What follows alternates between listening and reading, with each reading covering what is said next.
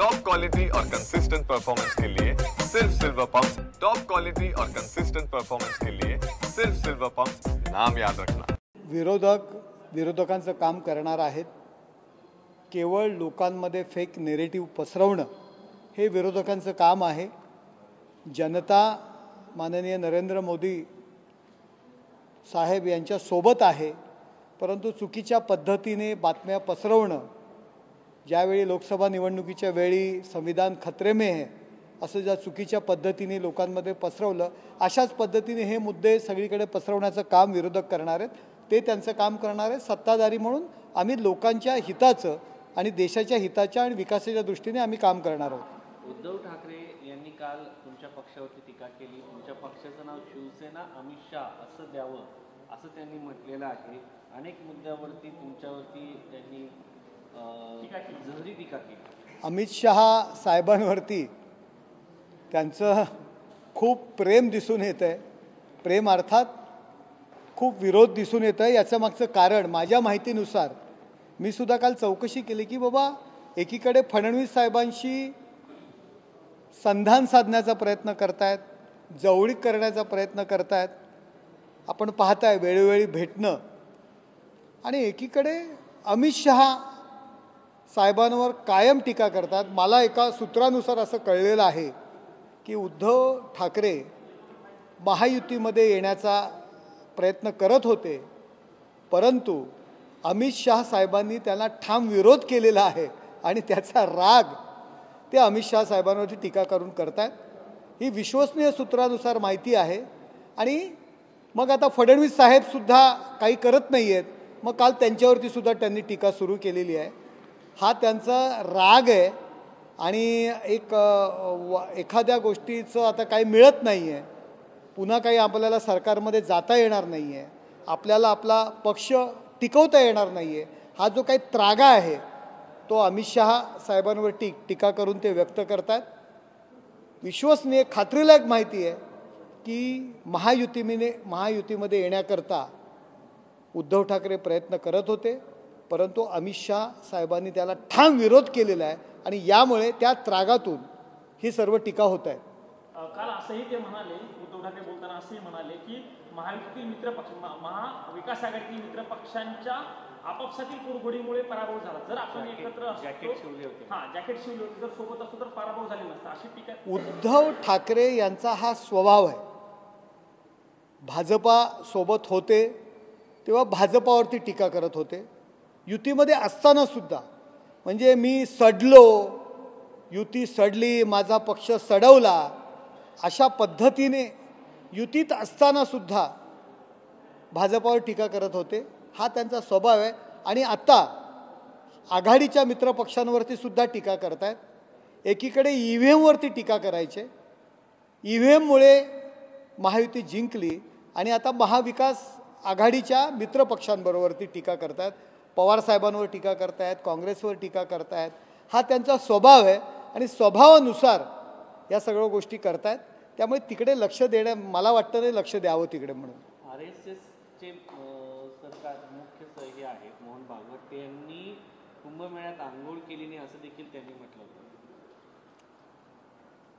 मोहनजी भागवत हे कुंभमेळ्यात गेले नाहीत म्हणून मी कुंभमेळ्याला गेलो नाही, अशा पद्धतीने उद्धव ठाकरे जे वक्तव्य करतायत, मला त्यांना एवढंच सांगायचं आहे की मोहनजी भागवत लंडनला जात नाहीत दर दोन महिन्यांनी, मग आपण कशाला लंडनला जाता?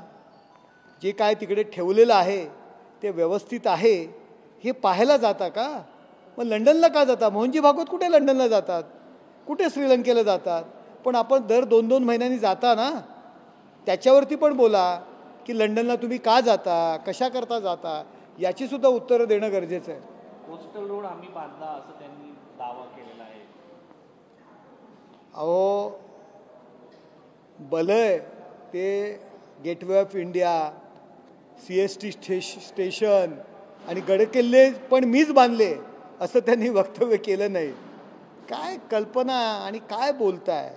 2014 ते 19ला देवेंद्रजी मुख्यमंत्री असताना केंद्रातनं सर्व त्यांनी परवानगी आणल्या आणि कामं सुरू केली, आणि यांना ती पूर्णत्वाला नेता आली नाहीत. सरकारच्या काळात त्यांच्या काळात सगळं ठप्प होतं. केवळ स्थगिती हा एकमेव हा विषय त्यांचा होता. आणि आता देवेंद्रजींवरती टीका करतायत की देवेंद्रजी तुम्ही उद्धव ठाकरे नाही आहात. नाहीच आहेत. देवेंद्रजी उद्धव ठाकरे नाही आहेत, कारण देवेंद्रजी कधीच सोनिया गांधींची हुजरेगिरी करायला गेले नाहीत. आपण सोनिया गांधींची हुजरेगिरी करायला गेला होतात. देवेंद्रजींनी कधीच राम मंदिरावर टीका केली नाही. देवेंद्रजींनी कधीच हिंदुत्वावर टीका केली नाही. आपण हिंदुत्वावर टीका करताय, राम मंदिरावरती टीका करताय, कुंभमेळ्यावर टीका करताय आणि आपण लाचारी पत्करलेली. आपण हिंदुत्व विसरलेले आहात. आम्ही लोक हिंदुत्व विसरलेले नाही आहेत. तुम्ही खरं बोललाय की देवेंद्रजी उद्धव ठाकरे नाही आहेत आणि त्यांना उद्धव ठाकरे व्हायचं सुद्धा नाही आहे. रवींद्र धंगेकर तुमच्याकडे येत आहेत, इन्कमिंग सुरू आहे. आपण पाहताय महाराष्ट्रातनं प्रचंड असा ओघ माननीय उपमुख्यमंत्री एकनाथ शिंदे साहेब यांच्या नेतृत्वावरती प्रचंड असा विश्वास सर्व लोक ठेवत आहेत.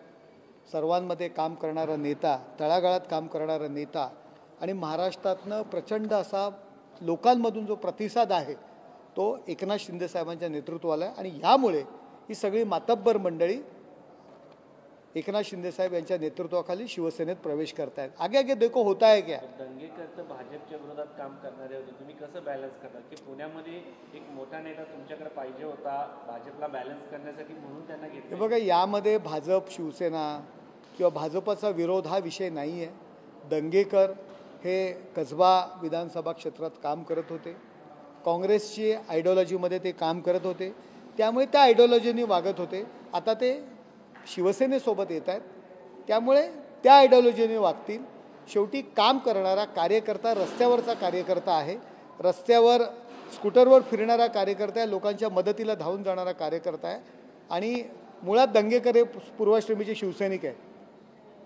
पूर्वी ते शिवसेनेत होते, मनसेत होते, त्यामुळे हा रस्त्यावरचा कार्यकर्ता आहे आणि त्याचं आम्ही स्वागत करतो. लाडकी बहीण योजना असो, शेतकऱ्यांची कर्जमाफी असो, ही महत्त्वाची आश्वासनं तुम्ही निवडणुकीच्या अगोदर दिली होती. आज अर्थसंकल्प सादर होतोय, काय वाटतं जनतेला दिलेली आश्वासनं महायुती पूर्ण करेल का? नक्कीच. सर, दिल्लीत 2500 रुपये लाडली बहीण योजना ऑलरेडी मंजुरी झाली आहे, मात्र राज्यात नुसतं 2100 आणि काही लोकांना तर 500 रुपये पण नुसतं दिले गेले. लवकरच जे आम्ही कमिटमेंट केलेली आहे 2100 रुपये, ती योजना सुरू होईल. कुठलीही योजना मग शेतकऱ्यांच्या हिताची असू द्या, कामगारांच्या हिताची असू द्या, विद्यार्थ्यांच्या हिताची असू द्या आणि लाडक्या बहिणींच्या संबंधित असू द्या, कुठलीही योजना बंद होणार नाही. ती पुढे अशी चालू राहणार. आम्ही दिलेला शब्द पूर्ण करणारी मंडळी आहोत आणि आमच्या मुख्यमंत्री असतील, दोन्ही उपमुख्यमंत्र्यांनी जाहीरपणे त्या गोष्टी सांगितलेल्या आहेत.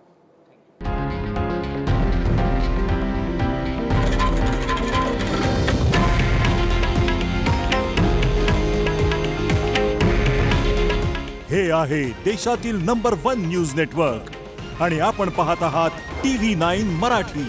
काळजी तुमची, हित महाराष्ट्राचं.